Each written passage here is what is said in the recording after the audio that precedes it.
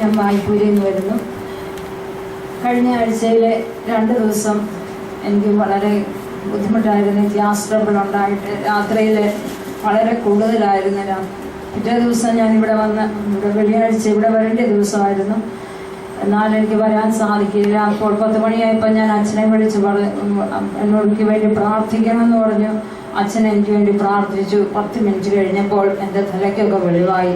ഇത് വളരെ വിഷമമായിരുന്നു. എന്നാലും എനിക്ക് ആഹാരമൊന്നും കഴിക്കാൻ മേലായിരുന്നു. ആഹാരത്തിൻ്റെ മണം പോലും കേൾക്കാൻ മേലായിരുന്നു.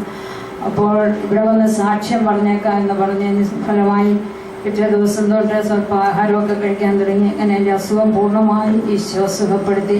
ദിവ്യകാരുണ്യ ഈശോയ്ക്ക് 1000 നന്ദി, സ്തുതി, സ്തോത്രങ്ങൾ അർപ്പിക്കുന്നു.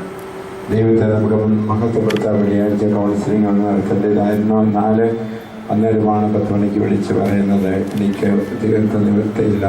വളരെ പതറിയ സ്വരത്തോടെ അസ്വസ്ഥമായ ഇടറിയ സ്വരത്തോടെ വിളിച്ചു. അച്ഛൻ ഈശോയുടെ നാമത്തിൽ പ്രാർത്ഥിച്ചു. ദൈവം സൗഖ്യപ്പെടുത്തി എന്ന് നമ്മൾ സാക്ഷ്യം കേട്ടു. തുടർന്ന് ദൈവത്തിന് മഹത്വം കൊടുത്തുകൊള്ളാം എന്ന് ജീവിതത്തിൽ കർത്താവിനോട് നിശബ്ദതയിൽ കർത്താവിന് വാക്ക് കൊടുത്തപ്പോൾ പൂർണ്ണ സൗഖ്യത്തിലേക്ക് കൊണ്ടുവന്നു. നമുക്ക് ദൈവത്തിന് മഹത്വം കൊടുക്കാം.